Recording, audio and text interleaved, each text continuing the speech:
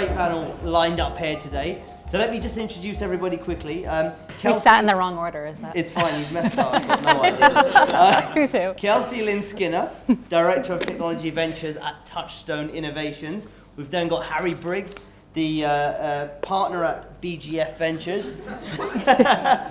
Sat next to him is Alice Bentic, the co-founder of Entrepreneurs Woo woo! Reshma Soni, co-founder at Seed Camp. Cool. Woo woo! Right, ready to kick this off then. So we heard some of those pretty, as Travis mentioned, sobering stats.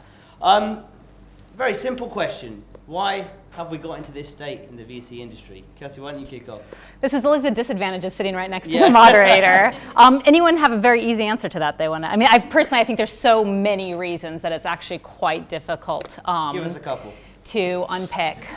I can start. I mean, I guess to the same extent that when we started back in kind of 2007, there were so many problems with getting to a European unicorn. If you unpack it, it's at every stage. So I have some interesting stories from fundraising meetings recently had with LPs where I hear all sorts of again interesting anecdotes to share today. But it's from the LP level, which is actually probably majority women, isn't it? I mean, I think it's there's very few men, but they're backing all male GP funds, right? So you unpack that. The GPs are hiring people they recognize and relate to and have gone to school with and have long-term relationships because it's a relationship as a VC partnership. So you unpack that and that has issues, and then you're funding companies, right? And you're rejecting companies as well, and that has issues. So same as trying to build a European unicorn 10 years ago, you got to unpack the whole thing, and there's problems literally across the whole sort of chain. And I think also, I mean, where the VC industry has come from, it started as sort of a clubby collection of mostly guys in the West Coast of the US who sort of knew each other already, who were well connected to sort of engineering startups, and then it sort of grew and grew and grew. But each of these sort of small firms kind of hired more people a bit like them because it's a very hard industry to have true meritocracy in because you don't know how good a VC is for years. So they're like, well, this person worked out, and they are a Stanford grad who's sort of male and quite well-to-do, and let's find more people like him or more people like us. And because it's a very they have very tight-knit groups, you don't have VCs with 1,000 people like a Clifford Chance. You have VCs of sort of 5 partners. So one leaves, and they're like, well, who's going to work with the partnership? And certainly when I came into VC in 2009. I just sort of couldn't believe that I was sort of stepping back in time into this world of kind of all men around a table, and the women were sort of receptionists and sort of serving coffee, and it was like, how did this happen? Harry, can I just jump in there as well? The blog post you wrote about your time in 2009, you wrote, "The banter is all Premier League. Man U this, Drogba that."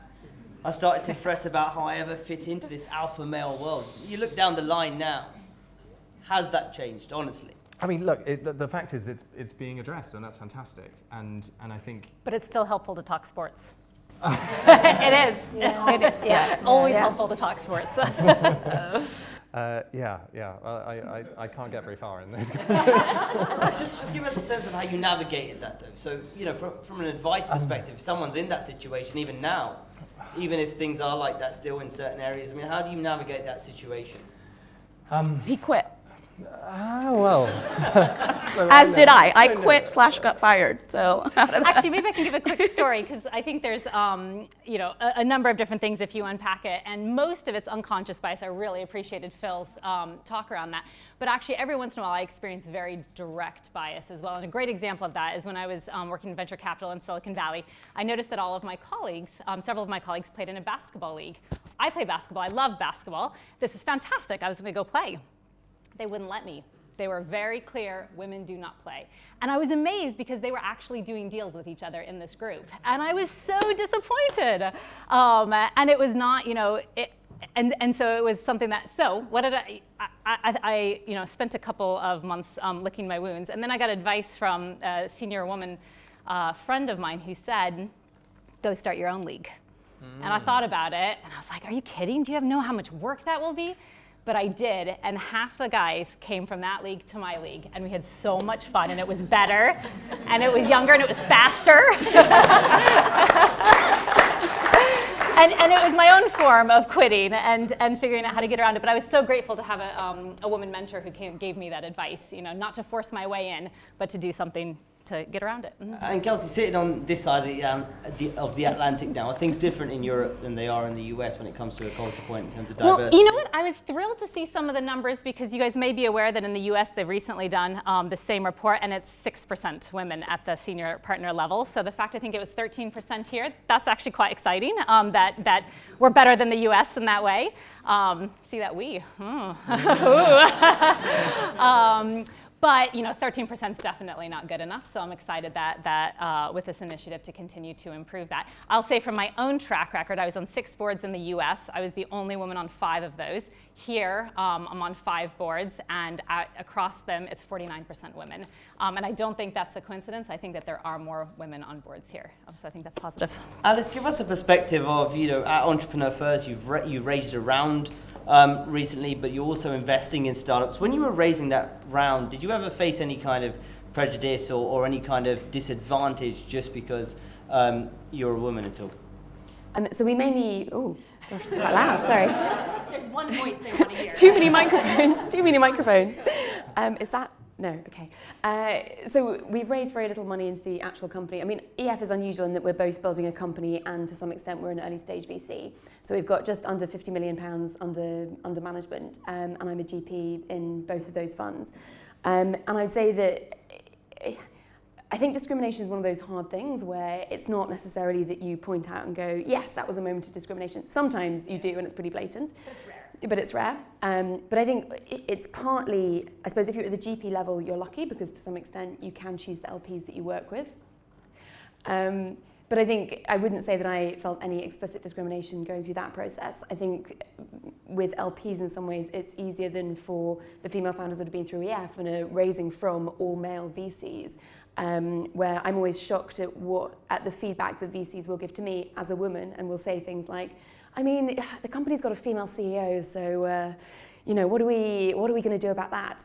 And the fact that they feel comfortable saying that to me as a woman shows that it really is something that they feel is culturally acceptable. So I'd say from an LP front it was actually fine, but our companies have definitely experienced colloquial sort of acceptance of sexism from VCs. This is a question for whoever wants to take it. How much is there a sense that companies, VC firms, but also the startups themselves don't understand the importance of a diverse business for their actual business success, in the sense that everyone talks about the need for diversity, but really, actually, can they see any concrete results from having a diverse team? Yeah, I mean, I think, with diversity, I think sort of the accepted wisdom, which is counter to what the data says, is that you have to sacrifice on numbers. You have to sacrifice on returns. You have to sacrifice on quality for increasing diversity.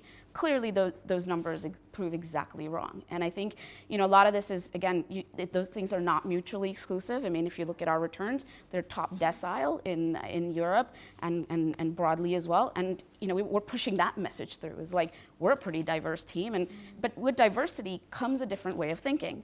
I mean, Entrepreneur First does not look like a typical VC fund. C-Camp does not look like a typical VC fund. So when you're going to pitch typical LPs, they're kind of looking at literally the Bible and saying, well, according to the Bible, you don't look this way. Your model is different. You have 100 companies in your fund versus we're used to 30 and 40 companies, and the data tells us X and Y. And it's like, well, if you're going to look at historical data to predict the future, you won't invest in Airbnb, you won't invest in TransferWise, you won't invest, and those are a lot of partnerships that said no to those deals, Dropbox and so on and so forth, whereas we're a partnership that said yes to Magic Pony, said yes to TransferWise, and that's diversity, and that's superior, extraordinary returns. So, I think there's this conventional wisdom of diversity means shitty returns or shitty quality, and that's kind of very biased, and it's within these cultural norms.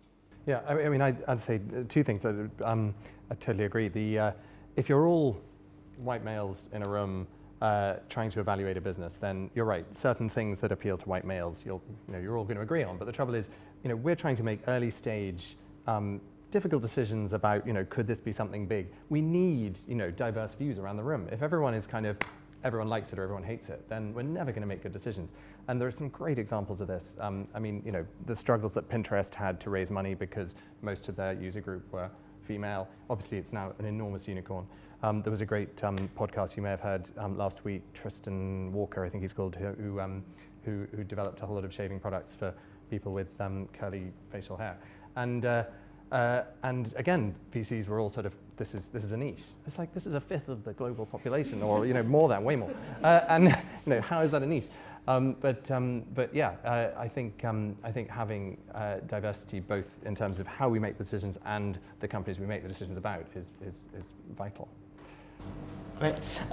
Let's talk about investing then. I guess when you look at a potential investment, you're obviously looking at the teams, the technology, and potentially, I guess, how big this is going to become. How often are you actually assessing the diversity of a team when making an investment decision? Is that something you just kind of skim over because it's so early stage, or is that something you actually genuinely consider when saying, I'm going to sign this check? So we look at it in a subversive way, meaning we pay attention to how much the entrepreneur likes challenge, cognitive challenge. Are they somebody that likes to surround themselves with other people who think like them and are yes men? Or are they specifically searching out people who challenge their way of thinking, whether that's other people on their team, advisors, us as investors, and that often reflects the type of diversity, whether it's gender or ethnic, but we also look for diversity in the forms of nationality, age, personality is a really big one that I think often gets overlooked actually, because it's so critical to have, particularly in tech companies. For instance, machine learning data scientists are often a certain personality type that's really quite difficult, and so you have to have a type of team that can embrace that and work well with that. So we test it through that mannerism as opposed to just screening simply the demographics, but often the demographics reflect it. Alice, talk us through your thinking as well when you're looking at an early stage company and thinking about investing in that.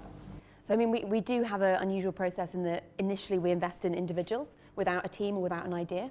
So we really are looking at potential talent. I think Kelsey's point is really important around personality, because actually the personalities that you see in young white men aren't necessarily reflected by their female peers, and those personality traits can be displayed in different ways. We're lucky that we have a very diverse decision-making team, so we're 50-50 at the GP level, and then we're 60-40 male-female at the director level at EF. So we are a diverse team making these decisions, and at the point where we make an investment decision into the company, I would say we don't positively discriminate. We make affirmative action before they join EF, and making sure that anyone, whether male or female, is prepared to join EF and has been upskilled, and that their mindset is in the right place before they join. But then at the point where we make the decision, it's a pure investment decision.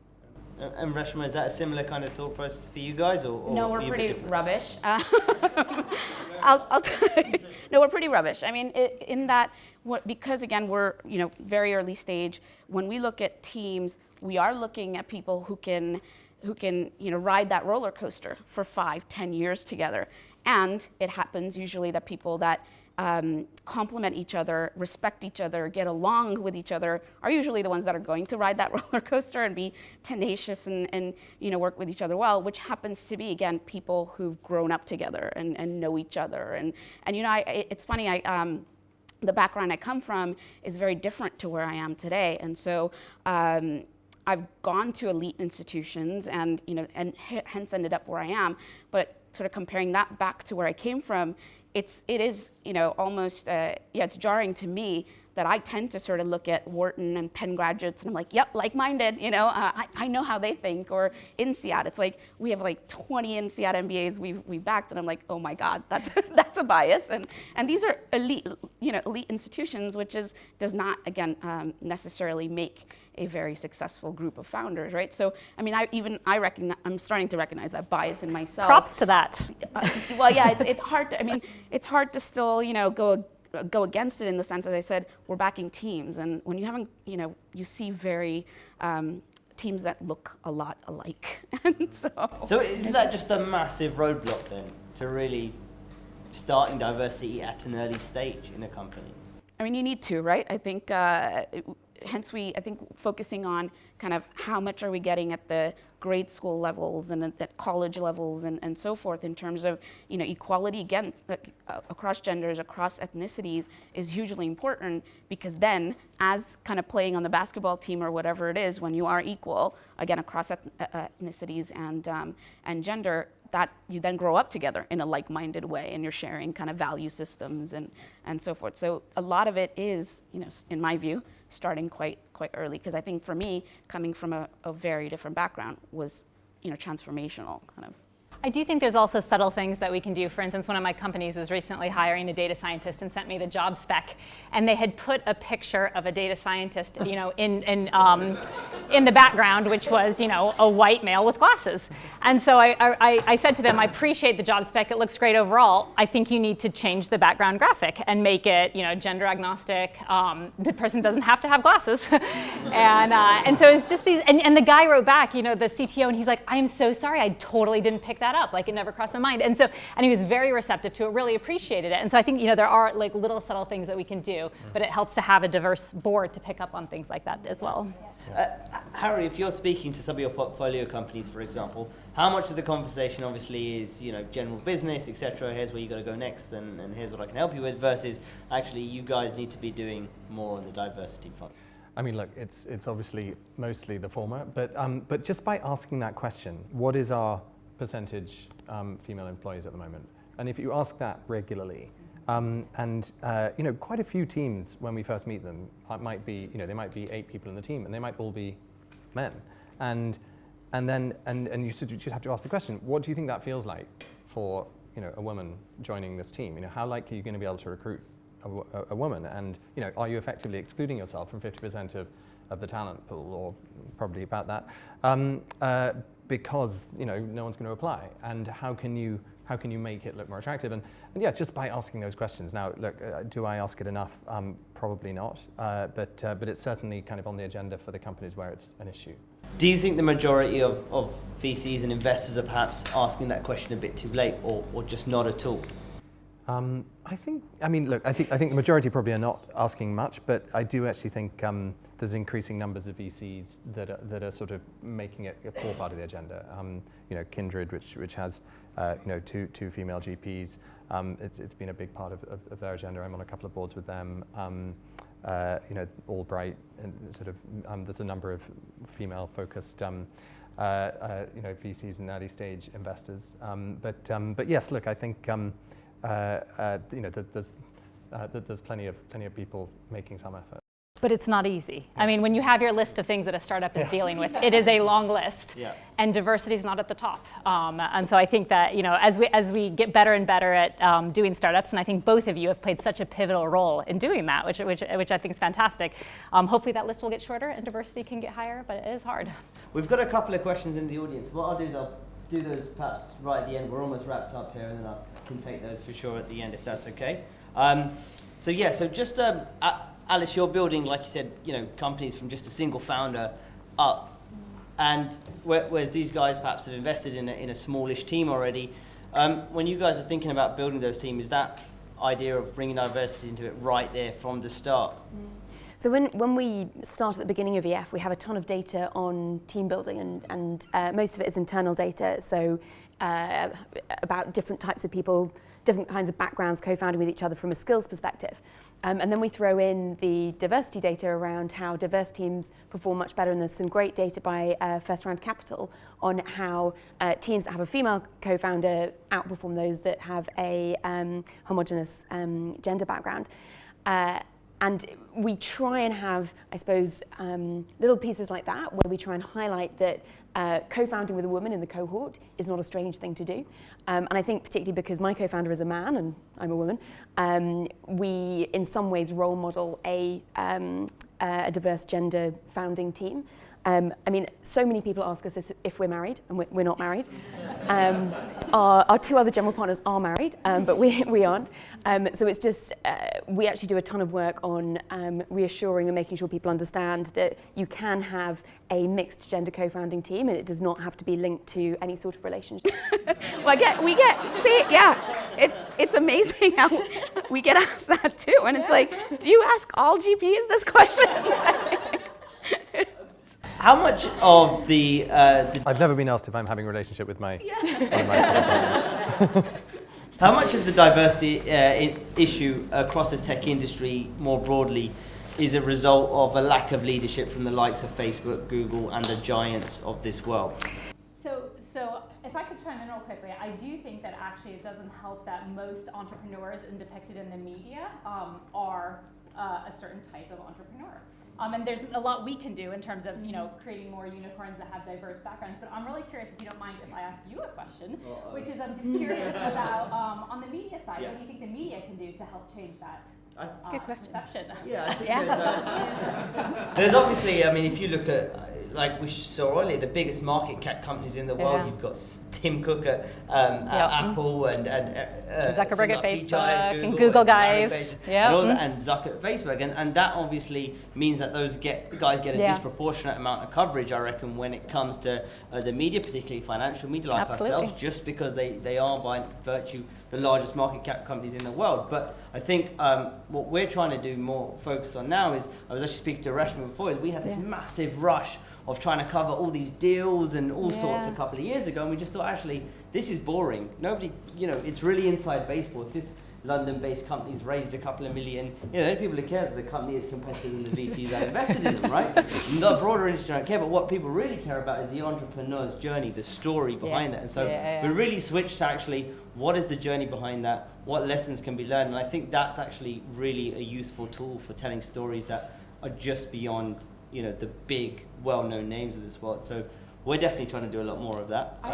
I think, so you picked on sort of Google and Facebook and others, and I think there's a lot of those companies do a lot of sort of ground level initiatives, and I think that's again dramatically changing the junior class or the ground level population as such, and it has to be done, right? That's absolutely the right direction. That said, I mean, there are power networks up at the top, and those are, and the people who don't want this to change are not in this room, right? And those are the people that I'm always like wondering, how do we hit at those folks, There's a bunch of conferences that happen in London that are not a lot of capable women are invited to, in Berlin and so forth, where a lot of sort of stand-in women are invited to. And so there's a lot of these power networks are powerful, and they really control the top layers, and that's hard to break into, and as I said, they're not in this room today. So. One thing I saw is I was recently reading about a venture investor who refused to be on any panels that did not include a woman, and I thought that was really quite gutsy of him. So guys, I just want to bring this conversation to a close and just want an answer from each of you, and whoever wants to start, feel free, but give us a suggestion, a piece of advice that you think VC firms or startups or bigger technology companies should be doing to improve diversity within their firms. Who wants to start? I think we talked a bit about sort of asking these questions, asking them often, asking them early, thinking about how, again, equating diversity with greater returns, with IRRs, with our, with performance, with quantitative, and seeing if we had a more diverse team, would we make better decisions than we do today? I think those are some of the kind of starting points, right? Mm-hmm. I mean, going through the process of raising funds for EF, I think there's a lot of excitement about innovation in venture capital, and everyone always says it's the one industry that hasn't experienced any innovation over the last 50 years or so. But I think there is beginning to be much more excitement about different models of VC, different ways of investing, different types of investors, and I think that is a real opportunity to say, if you are sat here thinking about starting your own VC firm, how can you do it differently? Yeah. How can you make sure you don't copy what's gone in the past, which to some extent has been successful but has probably missed a lot as well? How can you make sure you take a new approach to it and probably to some extent encompass diversity in that as well? And the fact that 2 of the women up here founded their own firms is representative of that. I would just say, I mean, it isn't necessarily about any kind of positive discrimination, but it's more about seeing homogeneity as a negative.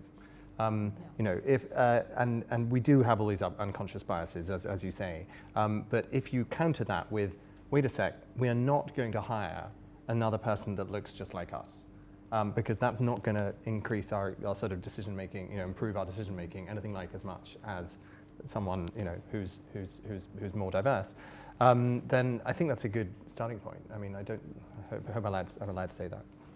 And if I can build on that, it's not always easy. Sometimes having diverse people in the room is really annoying.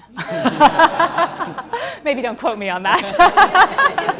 But it's true, and you have to recognize that. And that's actually what makes it great, because they don't think like you, right? Like that's actually the point. But sometimes it's really difficult.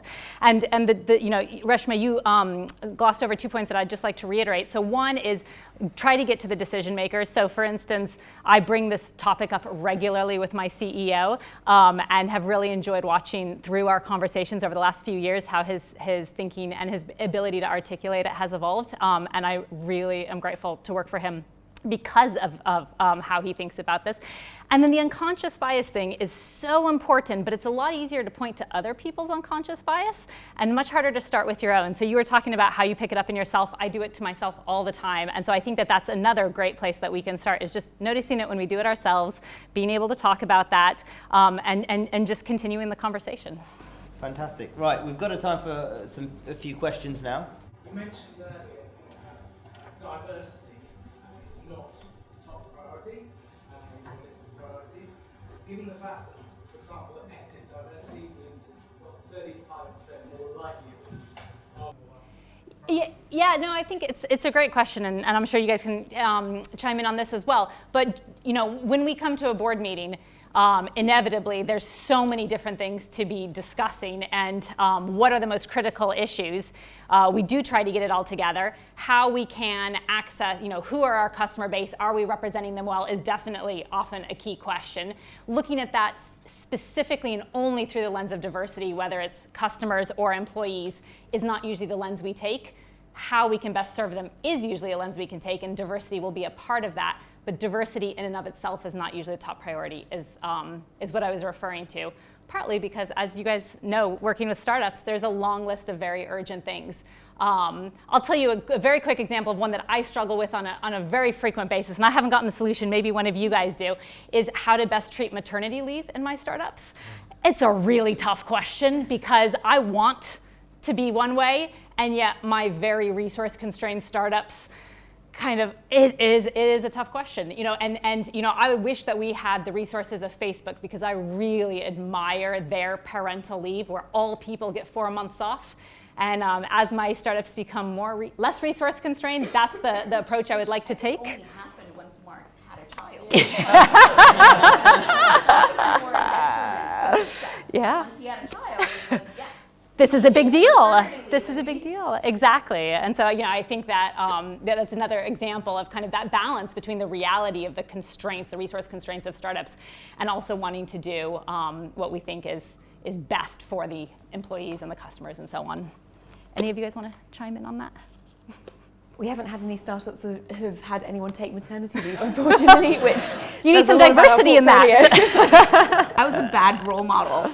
During labor, I finished selling Uberview to its acquirer, and then the night I gave birth, I was so bored. I was like on work, so I'm like a bad role model.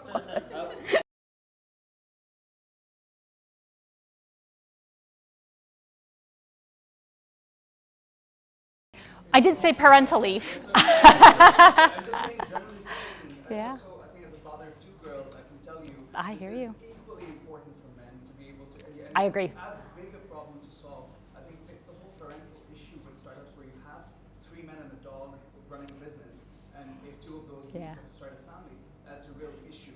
Yeah. And you can actually get insurance for that now. So I'm just saying that it's good for us to get queued up on things like that. Yeah. I absolutely agree. And one of the other things I love about parental leave is that it actually forces the team to think creatively about how they're going to backfill a resource for a while. And so that's the positive side of it, is it does get teams to, backfill creatively. But it is hard when teams are very resource constrained.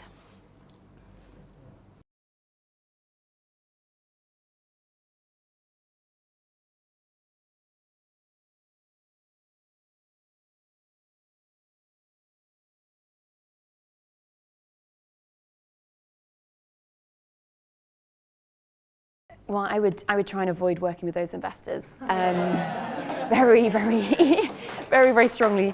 So, for example, the person who made the comment that I was mentioning earlier about why is this woman the CEO, basically, they no longer have been invited in to come and see our companies.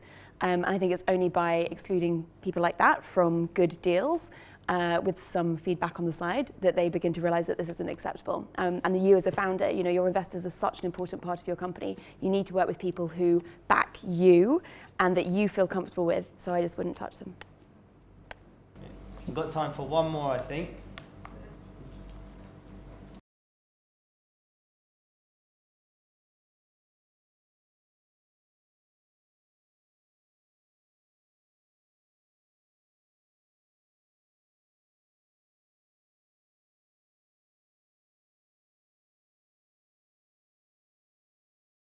It's the magic equation that we're constantly working on. And so I think it does actually come back to the earlier reference around cognitive diversity. So if there's a healthy amount of tension and they kind of build off of each other, have different perspectives, but are able to come out with better solutions because of that, that's good. If they're constantly talking over each other in the pitch, I'm sure we've all seen that on occasion, or sometimes actually just break down and start arguing in a pitch, that's probably not a good level of diversity, in any form.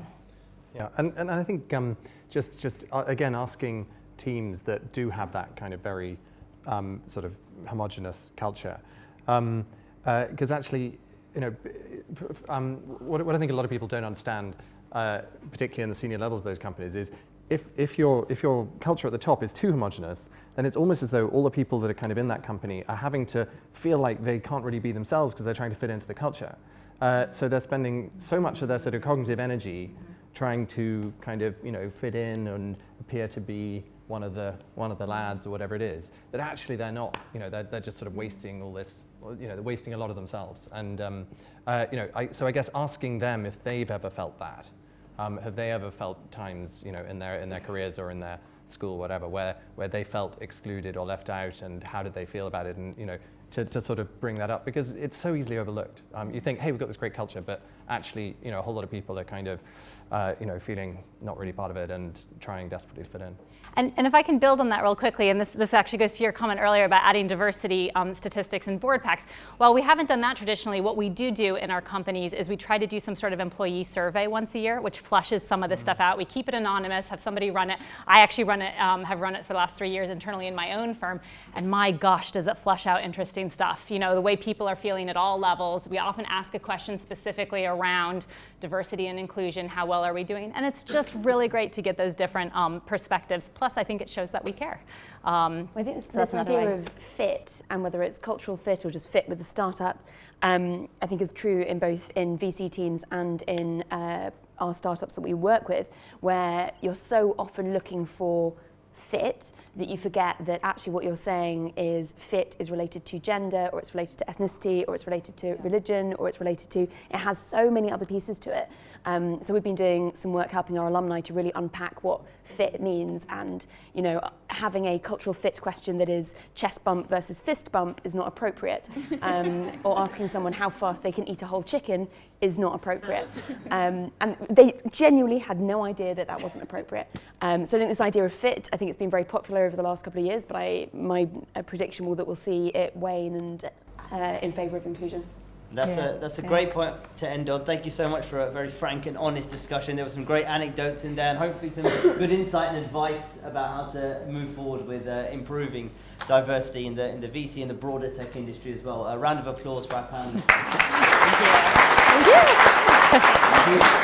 So thank you so much, everyone, for coming. And just want to say a quick final word about SVB, about Craft, about the BVCA, and about our team of volunteers who've been absolutely phenomenal in helping us put this report together.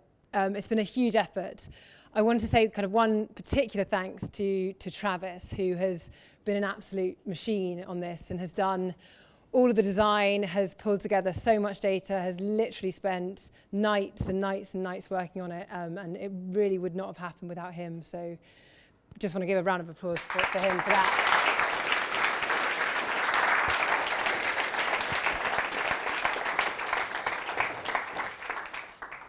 And I think today's been quite interesting in that there's been some interesting themes from the big companies like Silicon Valley Bank struggling with the same sort of issues that we have as VCs, with LPs and with startups.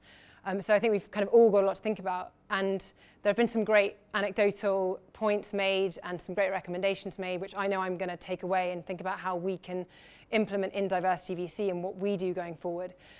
And I just want to say this is not the end of the story. This is just the start. Like, this was our first ever report. As Travis said, we are a complete startup, and it's the first one that we'd ever done.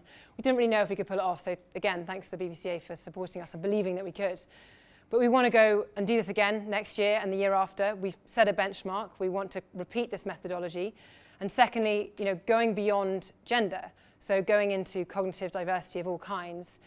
We have a team of 18 volunteers. We're going to hopefully grow that and just keep pushing this and keep opening up the industry and hopefully becoming more transparent, both in VC, in the LP world, and in portfolio companies.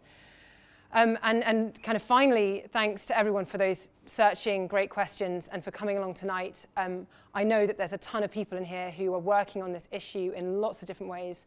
So hopefully when we go out there to the beautiful roof terrace and have some canapes and drinks, you can all discuss the various ways in which you're working on it, and hopefully some collaborations come out of tonight as well.